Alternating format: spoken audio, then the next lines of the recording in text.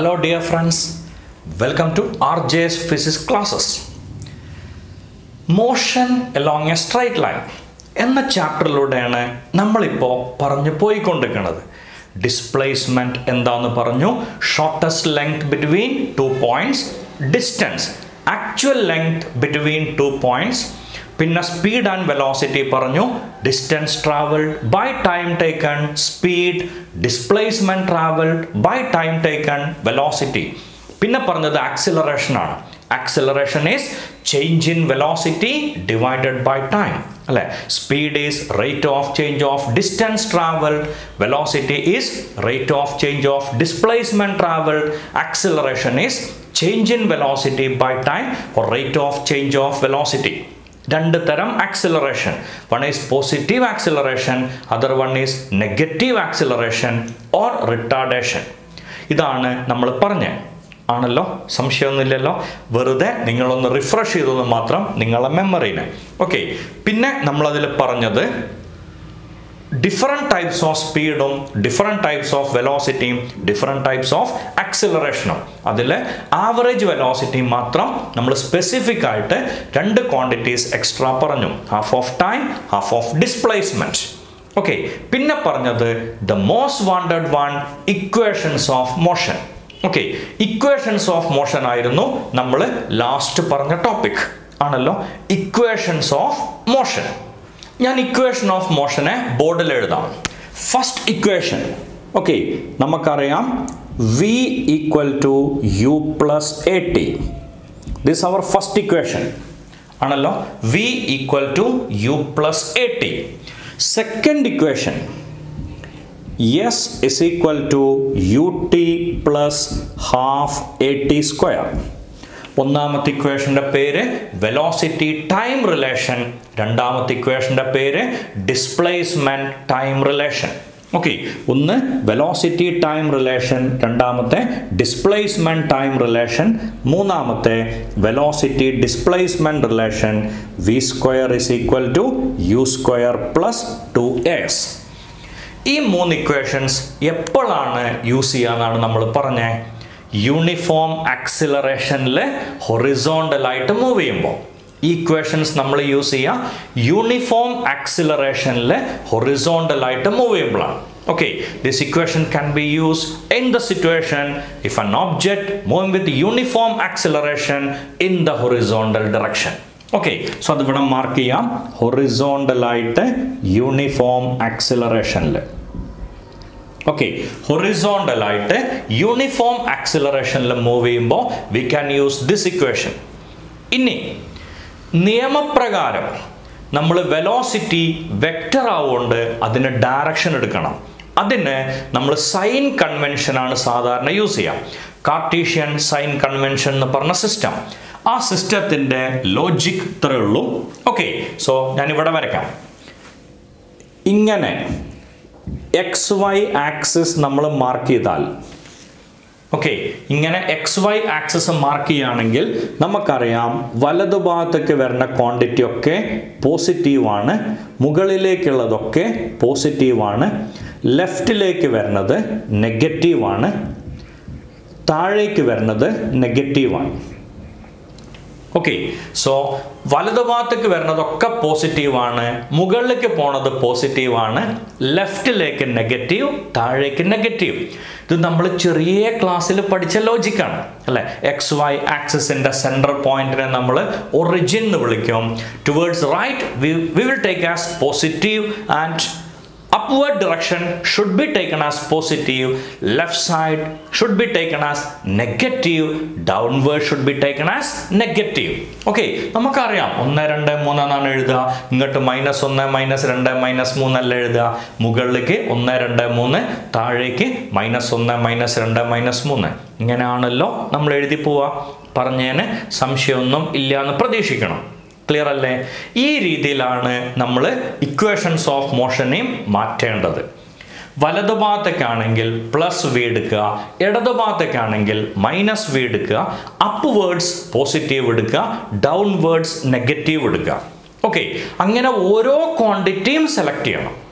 ഇപ്പോൾ എസ് അങ്ങനെ സെലക്ട് ചെയ്യണം, യു അങ്ങനെ സെലക്ട് ചെയ്യണം, വി അങ്ങനെ സെലക്ട് ചെയ്യണം, എ അങ്ങനെ സെലക്ട് ചെയ്യണം. ടി വേണ്ട, കാരണം ടി സ്കേലാറാണ്. സ്കേലാറിനെ നമ്മൾ അങ്ങനെ മാറ്റണ്ട, പകരം വെക്ടറുകളൊക്കെ അങ്ങനെ സൈൻ കൺവെൻഷൻ കൊടുത്ത് സെലക്ട് ചെയ്യണം. ഓക്കെ, ആ സൈൻ കൺവെൻഷൻ കൊടുക്കുന്നതിന് പകരം ഈ സൈൻ കൺവെൻഷൻ തന്നെ നമുക്ക് മറ്റൊരു ആനുകൂല്യം ഉപയോഗിക്കാം. എങ്ങനെ ചോദിച്ചാൽ, ഒരു ഡയറക്ഷൻ പോസിറ്റീവ് എടുക്കുക, ഓപ്പോസിറ്റ് നെഗറ്റീവ് എടുക്കുക, അത്രയും ചെയ്താൽ മതി. ഒരു ഡയറക്ഷൻ പോസിറ്റീവ് ഏതെങ്കിലും, ഇപ്പോൾ ഒരു കുട്ടി വാശി പിടിക്കുകയാണ്, ലെഫ്റ്റ് സൈഡിലേക്കുള്ള ഡയറക്ഷനാണ് ആ കുട്ടിക്ക് പോസിറ്റീവ് ഇഷ്ടം, ആ കുട്ടിക്ക് ഇടത്തോട്ട് പോകാനാണ് ഇഷ്ടം വിചാരിക്കാം. ഓക്കെ, സ്വാഭാവികമായിട്ടും എന്താണ്, ഇപ്പോൾ ഒരു ലെഫ്റ്റ് ഹാൻഡറാണ്, അപ്പോൾ അയാൾക്ക് ആ ലെഫ്റ്റ് സൈഡിനോട് ഇഷ്ടം കൂടുമല്ലോ. ഓക്കെ, സ്വാഭാവികമായിട്ടും എന്താണ്, അയാൾ പറയാണ്, സർ ഞാൻ ലെഫ്റ്റിലേക്കുള്ളത് പോസിറ്റീവ് എടുക്കുകയാണ്. എടുത്തോളൂ, എന്ത് ചെയ്താൽ മതി, റൈറ്റിലേക്കുള്ളത് നെഗറ്റീവ് എടുത്താൽ മതി. ഒരു ഡയറക്ഷൻ പോസിറ്റീവ് എടുത്താൽ ഓപ്പോസിറ്റ് ഡയറക്ഷൻ നെഗറ്റീവ് എടുക്കുക. ഓക്കെ, നമ്മളൊക്കെ റിലേറ്റീവ് ആയിട്ടല്ലേ കാര്യങ്ങൾ പറയാം. അതുകൊണ്ട് ഏതെങ്കിലും ഒരു ഡയറക്ഷൻ പോസിറ്റീവ് എടുക്കുക, ഓപ്പോസിറ്റ് ഡയറക്ഷൻ നെഗറ്റീവ് എടുക്കുക. സൈൻ കൺവെൻഷൻ പ്രകാരം ഇങ്ങനെയാണ്. അത് തിരിച്ച് ഈ പറഞ്ഞ സ്റ്റൈലിൽ എടുത്തു വെച്ചിട്ട് നഷ്ടങ്ങളൊന്നും വരില്ല. കൃത്യമായി ആലോചിച്ച് സെലക്ട് ചെയ്യണമെന്ന് മാത്രം, അത്രേ ഉള്ളൂ. ഓക്കെ, ഇനി ഈ പറഞ്ഞ രണ്ടാമത്തെ പോയിന്റ് യൂസ് ചെയ്തിട്ട് നമ്മളൊരു തരികിട മെത്തേഡ് യൂസ് ചെയ്യാം. ഓക്കെ, ഇനി പറയണത് തട്ടിപ്പ് മെത്തേഡാണ്, ഒറിജിനൽ അല്ല, പക്ഷെ ആൻസർ കറക്റ്റോ, അത്രേ പറയാൻ പറ്റുള്ളൂ. ഓക്കെ, സോ ഹൊറിസോണ്ടൽ ആയിട്ട് ലെഫ്റ്റിക്കാണെങ്കിലും റൈറ്റിക്കാണെങ്കിലും we can use this equation, no problem. Okay, ലെഫ്റ്റിക്കായാലും റൈറ്റിക്കായാലും ഹൊറിസോണ്ടൽ ആണെങ്കിൽ we can use this equation without any problem. Okay, if the object is moving upwards,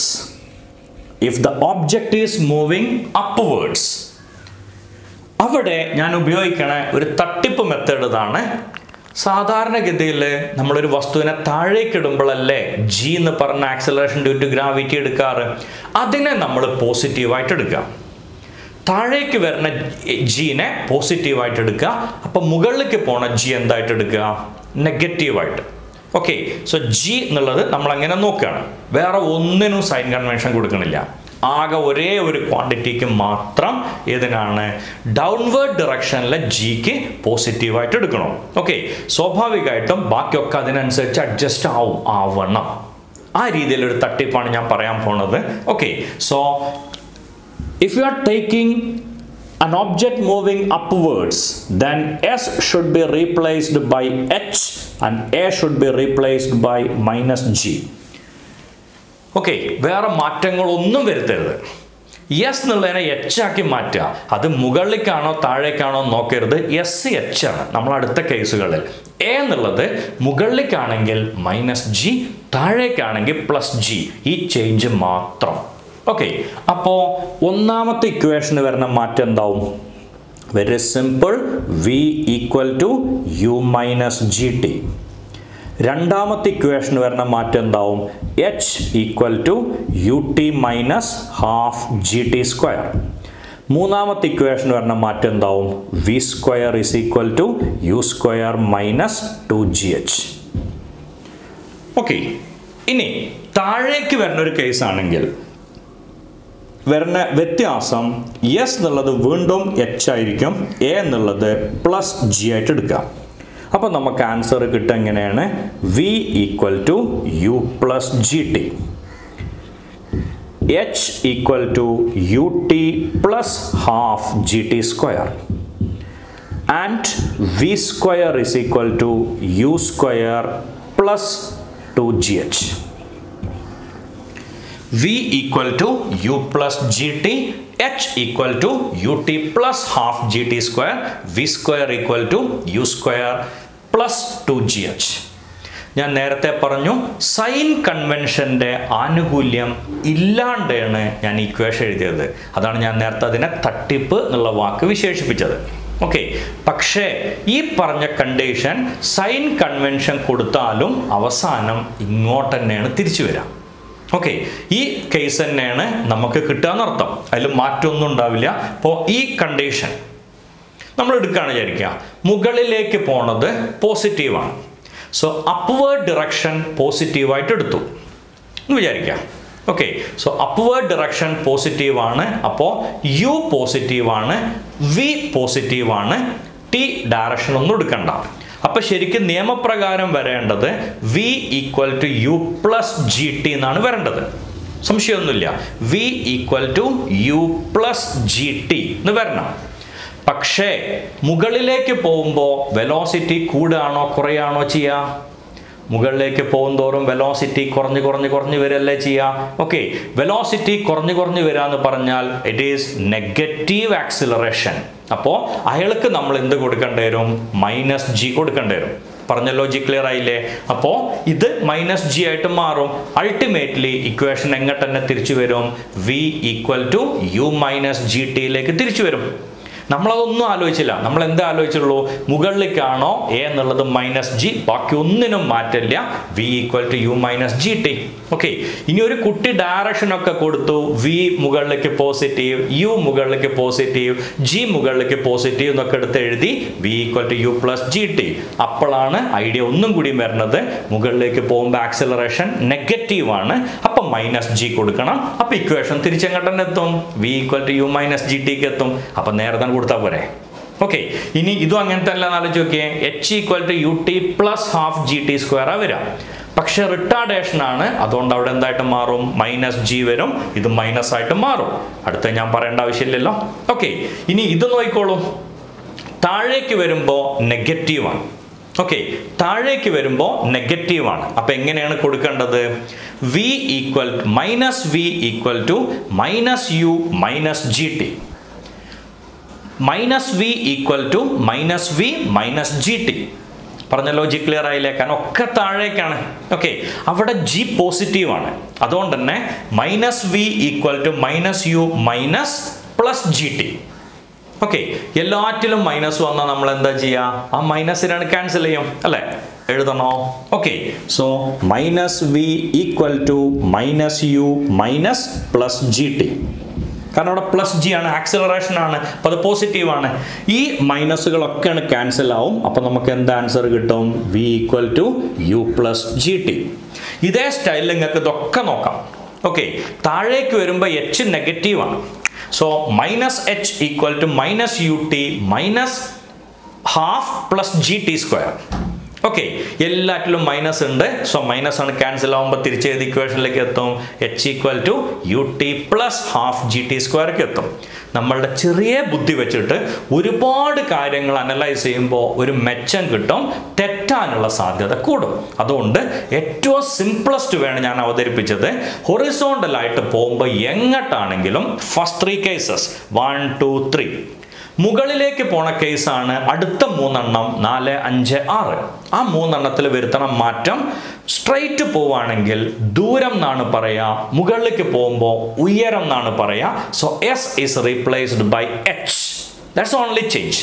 പിന്നെ ഫ്രീലി ഫോളിങ്ങിനെയാണ് നമ്മൾ കുട്ടിക്കാലം മുതൽക്ക് ജി എന്ന് വിശേഷിപ്പിച്ചത്. സ്വാഭാവികമായിട്ടും താഴേക്ക് വരുമ്പോൾ ജി എന്ന് പറയുക, മുകളിലേക്ക് പോകുമ്പോൾ അതെന്താക്കി മാറ്റുക?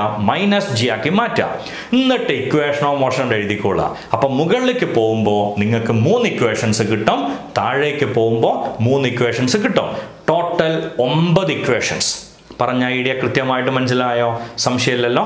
ഹൊറിസോണ്ടൽ ആണെങ്കിൽ ആദ്യത്തെ 3 ഇക്വേഷൻ, വെർട്ടിക്കലി അപ്വേർഡ്സ് ആണെങ്കിൽ അടുത്ത 3 ഇക്വേഷൻ, വെർട്ടിക്കലി ഡൗൺവേർഡ്സ് ആണെങ്കിൽ അടുത്ത 3 ഇക്വേഷൻസ്.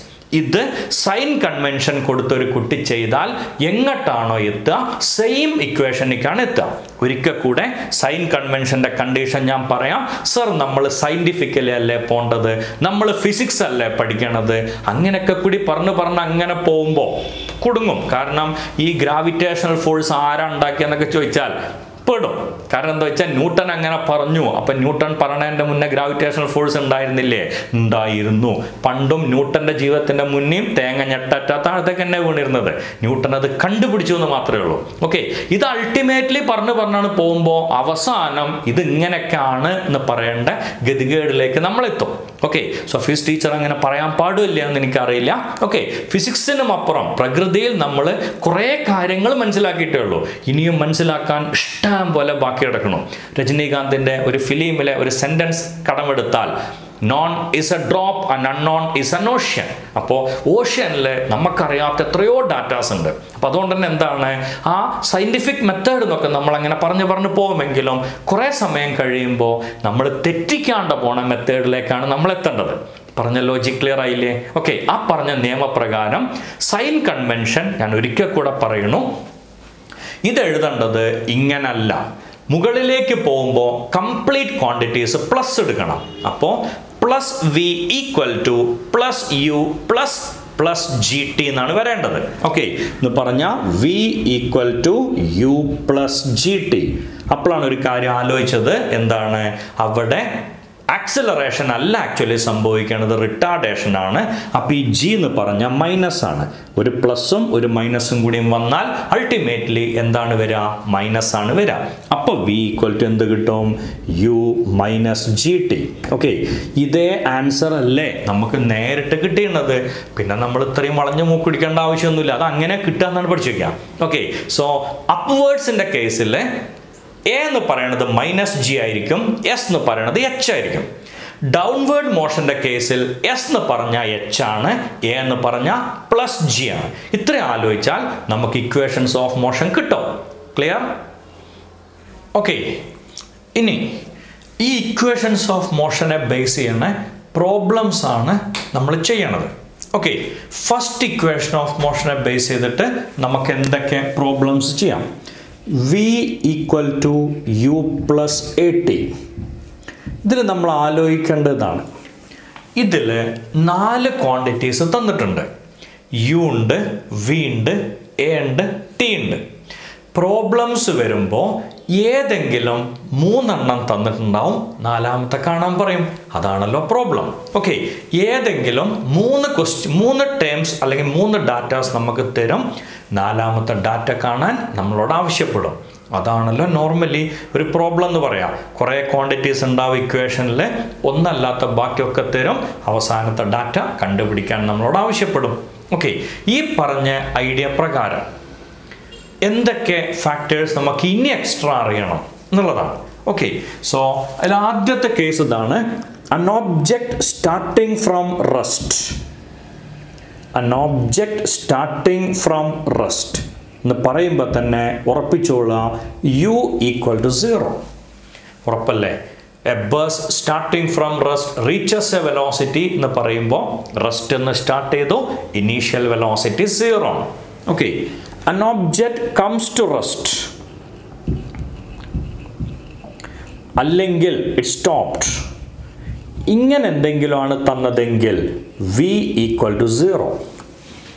ഓക്കെ, ഒരു ഓബ്ജക്റ്റ് റെസ്റ്റിൽ എത്തി അല്ലെങ്കിൽ എന്ത് പറയാണ്, സ്റ്റോപ്പ് ചെയ്തു എന്ന് പറഞ്ഞാൽ v എന്നുള്ള ക്വാണ്ടിറ്റി എന്തായിട്ട് മാറും, 0 ആയിട്ട് മാറും. an object is dropped എന്നാണ് തന്നതെങ്കിൽ, okay, an object is dropped, u എന്നുള്ളതിൻ്റെ വാല്യൂ 0 വരും, a എന്നുള്ളതിൻ്റെ വാല്യൂ g ആവും. ഓക്കെ, എന്ന് പറഞ്ഞാൽ 9.8 മീറ്റർ പെർ സെക്കൻഡ് സ്ക്വയർ. പക്ഷേ യൂഷ്വലി g നമ്മൾ എടുക്കുക 10 മീറ്റർ പെർ സെക്കൻഡ് സ്ക്വയർ ആയിട്ടാണ്. 9.8നെ റൗണ്ട് ചെയ്തിട്ട് നമുക്ക് എത്രയായിട്ട് ട്രീറ്റ് ചെയ്യാം, 10 ആയിട്ട് ട്രീറ്റ് ചെയ്യാം. ഓക്കെ, സോ ഡ്രോപ്പ്ഡ് എന്ന് പറയുമ്പോൾ അതിൻ്റെ ഇനീഷ്യൽ വെലോസിറ്റി 0 ആവുന്ന ഉറപ്പല്ലേ? എ എന്നുള്ള ക്വാണ്ടിറ്റി എത്രയായിട്ട് മാറും, ജി ആയിട്ട് മാറും. ഓക്കെ, സോ എ എന്നുള്ളത് ജി ആയിട്ട് മാറും, യു എന്നുള്ളത് 0 ആയിട്ട് മാറും. ഇത്രയും ഡാറ്റാസ് നമ്മൾ നോർമലി ആലോചിക്കേണ്ടതാണ് ഇക്വേഷൻസ് ഓഫ് മോഷൻ്റെ പ്രോബ്ലംസ് ചെയ്യുമ്പോൾ. പറഞ്ഞ ഐഡിയ കിട്ടിയില്ലേ? Okay, an object starting from rest means u equal to 0. An object comes to rest or an object stopped means v equal to 0. When an object is dropped from a height, it's u equal to 0 and a is equal to g or 9.8. Numerical problems ചെയ്യുമ്പോൾ g എന്നുള്ളതിൻ്റെ value നമുക്ക് എന്തായി treat ചെയ്യാം, 10 ആയിട്ട് treat ചെയ്യാം. Okay, 9.8നെ നമുക്ക് എന്തായി treat ചെയ്യാം, 10 ആയിട്ട് ട്രീറ്റ് ചെയ്യാം. പ്രശ്നങ്ങളൊന്നുമില്ല. ന്യൂമറിക്കൽ പ്രോബ്ലംസിൽ എവിടെയെങ്കിലും g 9.8 എടുക്കേണ്ടതുണ്ടെങ്കിൽ കൃത്യമായിട്ട് പ്രോബ്ലത്തിൽ തന്നിട്ടുണ്ടാവും. Take g equal to 9.8. അതെന്തിനാവും എന്ന് ചോദിച്ചാൽ ആ 9.8 കൊണ്ട് ആ സംഖ്യ കൃത്യമായിട്ട് ഡിവൈഡ് ചെയ്യാൻ പറ്റണതായിരിക്കും. അങ്ങനത്തെ ഒരു കേസ് വരുമ്പോൾ ജി നമ്മൾ 9.8 എടുക്കണം. അത് ക്വസ്റ്റ്യനിൽ വ്യക്തമായിട്ട് തരും. പറഞ്ഞ ഐഡിയ ക്ലിയർ ആയില്ലേ? ക്വസ്റ്റ്യനിൽ അത് ഡീസൻ്റ് ആയിട്ട് തന്നിരിക്കും. അപ്പം മാത്രം നമ്മൾ 9.8 എടുക്കുക. അല്ലാത്ത സമയങ്ങളിലൊക്കെ ഈസി ആയിട്ട് ചെയ്യാൻ പറ്റുക ജി ആസ് 10. ഓക്കെ, കാരണം നമുക്ക് കാൽക്കുലേറ്റർ ഉപയോഗിക്കാൻ അവകാശമില്ല, അങ്ങനത്തെ സോഴ്സുകളൊന്നും പാടില്ല. Use your brain only. അപ്പോൾ 9.8നേക്കാൾ എത്രയോ സിമ്പിളായിരിക്കും 10 എന്നുള്ള സംഖ്യ നമ്മൾ അഡോപ്റ്റ് ചെയ്താൽ. ഐഡിയ ക്ലിയർ അല്ലേ? അപ്പോൾ ഇതിനെ ബേസ് ചെയ്തിട്ടുള്ള പ്രോബ്ലംസ് ആണ് നമ്മൾ തുടങ്ങുന്നത്. ഐഡിയ ക്ലിയർ ആയില്ലേ? സോ ഒന്നാമത്തെ question, A car starting from rest reaches a velocity 72 km per hour in 10 seconds. Find acceleration of the car. A car starting from rest reaches a velocity 72 km per hour in 10 seconds. Find acceleration of the car. Question clear അല്ലേ? It's a very simple question actually. തുടക്കം സിമ്പിളുമ്പോൾ തന്നെ ആവണല്ലോ. Okay, a car starting from rest reaches a velocity 72 km per hour in 10 seconds. Find acceleration of the car. ഞാൻ നേരത്തെ പറഞ്ഞിട്ടുണ്ട്, kilometre per hour should be converted in to or must be converted in to metre per second. Okay, ഒരു condition ഉണ്ട്. ഇവരൊക്കെ അവറുകളിലാണ് തന്നതെങ്കിൽ നമുക്ക് ചിലപ്പോൾ തന്നെ use ചെയ്യാൻ പറ്റിയെന്ന് വരാം. പക്ഷെ ഇവിടെ തന്നത് സെക്കൻഡാണ്. അപ്പോൾ അതിൻ്റെ SI യൂണിറ്റിക്ക് പോവലാണ് നല്ലത്. 72 km per hour നമുക്കറിയാം, എങ്കിലും അറിയാത്തവർക്ക് വേണ്ടി കിലോമീറ്റർ പെർ അവറിനെ മീറ്റർ പെർ സെക്കൻഡിലേക്ക് മാറ്റാൻ 5/18 കൊണ്ട് മൾട്ടിപ്ലൈ ചെയ്യണം. ഞങ്ങൾക്കറിയാം സർ, കഴിഞ്ഞ വീഡിയോയിൽ കണ്ടിട്ടുണ്ട്. Well done, fine. ഓക്കെ, അപ്പോൾ 18ഉം 72ഉം കട്ട് ചെയ്യുമ്പോൾ 4 എന്ന് വരും. 4 × 5 20 മീറ്റർ പെർ സെക്കൻഡ്. ഈ തന്ന ഡാറ്റാസ് ഒക്കെ എഴുതി വെക്കാം. റെസ്റ്റ് നിന്ന് സ്റ്റാർട്ട് ചെയ്യണോ? So U = 0. Okay, V = 20 metre per second. Then time is equal to 10 seconds. What is acceleration? That is we want to find out. Okay, so അതിൻ്റെ idea simple ആണ്. നമുക്കറിയാം V = U + AT. നിർബന്ധമില്ല, നേരെ end equation. Okay, so idea വളരെ simple അല്ലേ? 20 - 0 divided by 10. 20/10. Answer is 2 meter per second square. Okay sir, ഇതല്ലേ ഉപയോഗിച്ചതെന്ന് ചോദിക്കരുതേ. കാരണം ഈ ഇക്വേഷൻ എന്നല്ലേ നമ്മളിത് കണ്ടുപിടിച്ചേ. അപ്പോൾ അതൊക്കെ ഒന്നല്ലേ? Okay, so A = V - U / T. ഒന്നാമത്തെ ക്വസ്റ്റ്യൻ കൃത്യമായിട്ട് മനസ്സിലായല്ലോ, പ്രശ്നമൊന്നുമില്ലല്ലോ പറഞ്ഞേ. ഇനി രണ്ടാമത്തെ question. Okay, a car moving with a velocity 54 km per hour. A car moving with a velocity 54 km per hour. Okay, comes to rest after 5 seconds. Find retardation of the car. Find retardation of the car. Question clear alle? A car moving with a velocity 54 km per hour comes to rest after 5 seconds. Find retardation of the car. Initial velocity tannu 54 × 5/18, 15 meter per second. Okay, final velocity tannu 0, time tannu 5 seconds. What is retardation എന്നാണ് question. Okay, so നമുക്കറിയാം acceleration is V - U / T. So answer കിട്ടും 0 - 15/5. Answer is -3 meter per second square is the acceleration. Acceleration is -3 meter per second square. Retardation is 3 meter per second square. Retardation എന്ന് പറയുമ്പോൾ തന്നെ speed കുറയാന്നുണ്ട്. അത് negative എന്ന് പറഞ്ഞാൽ കുടുങ്ങും. കാരണം എന്താണ്? റിട്ടാർഡേഷൻ നെഗറ്റീവായി എന്ന് പറഞ്ഞാൽ കുറയണത് ഓപ്പോസിറ്റായി എന്ന് പറഞ്ഞാൽ കൂടുന്ന അർത്ഥം. അപ്പം അതുകൊണ്ട് റിട്ടാർഡേഷൻ പറയുമ്പോൾ നമ്മൾ നെഗറ്റീവ് എടുക്കണ്ട, ആക്സിലറേഷൻ പറയുമ്പോൾ നെഗറ്റീവ് എടുക്കണം. Okay, acceleration -3 m/s². മനസ്സിലായി, അത് കുറഞ്ഞ് വരാണ്. റിട്ടാർഡേഷൻ -3 എന്ന് പറഞ്ഞാലോ കുറഞ്ഞു വരുന്നത് ഓപ്പോസിറ്റായി. കുറഞ്ഞു വരുന്നതിൻ്റെ ഓപ്പോസിറ്റ് എന്ന് പറഞ്ഞാൽ എന്താ അർത്ഥം? കൂടി എന്നാണ്. ഓക്കെ, അപ്പോൾ റിട്ടാർഡേഷൻ എന്ന് പറയുമ്പോൾ അതിൻ്റെ സംഖ്യ മാത്രം എഴുതുക. ആക്സിലറേഷൻ എന്ന് പറയുമ്പോൾ ഇൻക്ലൂഡിങ് സൈൻ. പറഞ്ഞ ഐഡിയ ക്ലിയർ അല്ലേ? സംശയമില്ലല്ലോ. ഇതിൻ്റെ മൂന്നാമത്തെ question. A car moving with a velocity 18 km/h. Its velocity become 72 km/h. Its velocity become 72 km/h in 3 seconds. Find acceleration of the car.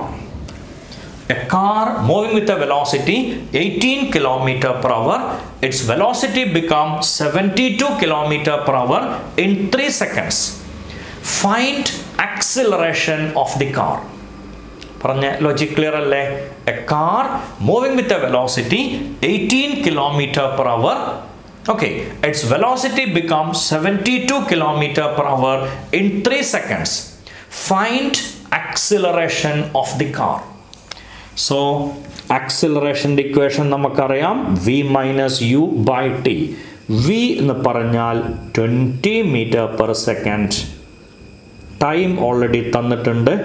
u എന്ന് പറഞ്ഞാൽ 5 m/s. So 20 - 5 divided by 3. Answer is 15/3. So acceleration is 5 m/s². Okay, പറഞ്ഞ logic clear അല്ലേ? പ്രശ്നമൊന്നുമില്ലല്ലോ. ഇനി അടുത്ത question. A car moving with a velocity 36 km/h. A car moving with a velocity 36 km/h. It accelerate at the rate. It accelerate at the rate 5 m/s². 5 വേണ്ട, 5 നേരത്തെ വന്നതല്ലേ. 4 m/s². A car moving with a velocity 36 km/h. It accelerates at the rate 4 m/s² and its velocity become 108 km/h. And its velocity become 108 km/h. Find the time taken by the process. Find the time taken by the process. തിരിച്ചു പറയാം. ഇങ്ങനെ A car move with a velocity 36 km/h. It accelerate at the rate 4 m/s². After what time its velocity become 108 km/h? എത്ര സമയം കഴിയുമ്പോൾ അതിൻ്റെ velocity 108 km/h ആയിട്ട് മാറും എന്നാണ് ക്വസ്റ്റ്യൻ. പറഞ്ഞ ലോജിക് ക്ലിയർ അല്ലേ? ഓക്കെ, അഗെയിൻ u എന്ന് പറഞ്ഞാൽ 10 m/s. ശരിയല്ലേ? സംശയമില്ലല്ലോ. ഓക്കെ, ഇനി v എന്ന് പറയുമ്പോൾ 108 × 5/18. ഓക്കെ, ഇത് വെട്ടുമ്പോൾ 6 വരും. 6 × 5 30 m/s. നമ്മൾ കഴിഞ്ഞ ദിവസത്തെ വീഡിയോയിൽ ഈ സംഖ്യ പറഞ്ഞിരുന്നു. ഇനി നമ്മൾ ടൈം അല്ലേ ചോദിച്ചേ? ആക്സിലറേഷൻ ഓൾറെഡി തന്നിട്ടുണ്ട്, 4 m/s². Okay, so time equal to ആദ്യം എ എന്നുള്ളതിൻ്റെ ഇക്വേഷൻ എഴുതുക, v-u/t. ടി ഇങ്ങോട്ട് കൊണ്ടുവരിക, എ താഴേക്ക്, v-u divided by a. So time is equal to എന്ത് വരും? 30 - 10 divided by 4. Answer is 20/4, 5 seconds. Okay, so time taken is 5 seconds. Logic clear അല്ലേ? പ്രശ്നങ്ങളൊന്നുമില്ലല്ലോ. അടുത്ത question.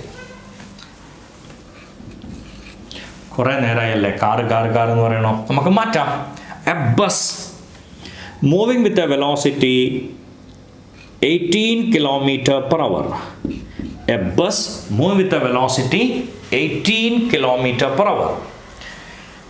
It accelerates at the rate of 5 m/s². What should be its velocity at the end of or after 8 seconds? A car starting from തെറ്റിച്ചു, കാറല്ല, bus. A bus move with a velocity 18 km/h. It accelerate at the rate 5 m/s². What should be its velocity or find its velocity? രണ്ടും കൂടെ ഒന്നിച്ച് പറഞ്ഞു പോയതാണ്. Okay, find its velocity after 8 seconds. Clear അല്ലേ? Okay, so അപ്പോൾ U നമുക്ക് തന്നിട്ടുണ്ട് 5 m/s. Time തന്നിട്ടുണ്ട് 8 സെക്കൻഡ്. ആക്സിലറേഷൻ തന്നിട്ടുണ്ട് 5 m/s². സർ യു 5 അല്ലല്ലോ 18 അല്ലേ എന്നൊന്നും ഈ സ്റ്റേജിൽ ചോദിക്കരുത്.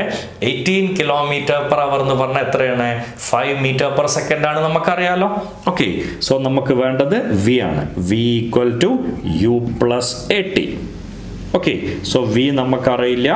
യു 5, 5 പ്ലസ് എ നമുക്ക് തന്നിട്ടുണ്ട് 5 ഇൻറ്റു ടൈം 8.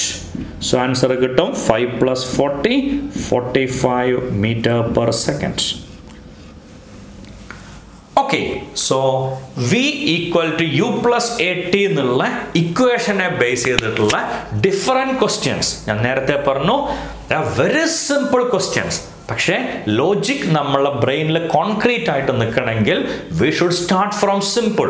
ഒരുപാട് വലിയ ഡിഫറൻസിയേഷൻ്റെയും ഇൻ്റഗ്രേഷൻ്റെയും മാരകമായ ക്വസ്റ്റ്യൻസിൽ തുടങ്ങാമെന്ന് വിചാരിച്ചാൽ ഒരു ഗുണം ഉണ്ടാവും. ഫൗണ്ടേഷൻ ഇല്ലാണ്ട് 10ാമത്തെ ഫ്ലോറ് കോൺക്രീറ്റ് ചെയ്ത പോലെ ഉണ്ടാവും. ഓക്കെ, അല്ലെങ്കിൽ 10ാമത്തെ നില കോൺക്രീറ്റ് ചെയ്ത പോലെ ഉണ്ടാവും.